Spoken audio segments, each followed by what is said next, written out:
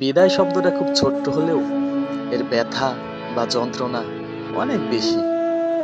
আর সেটা যদি হয় চাকরির বিদায়, তা যেন পৃথিবীর যে কোনো কষ্টকেই হার মানায়।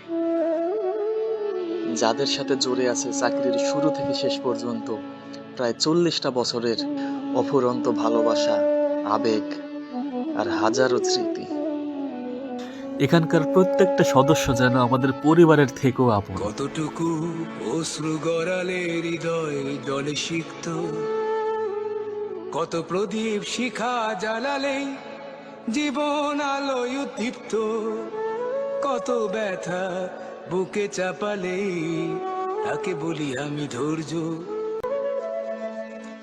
আমি চিৎকার করে কাঁদিতে চাহিয়া করিতে পারিনি চিৎকার।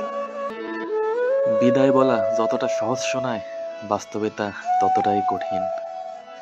কিছু সম্পর্ক কখনোই শেষ হয় না, তা শুধু আলাদা পথে হাঁটে। পরিশেষে তাদের জন্য মন থেকে একটি কথাই বারবার আসে, যেতে নাহি দিব হায়, তবুও যেতে দিতে হয়। আজও কানে ভাসে সেই কথাগুলো, কে জানে হবে যে শেষ কথা।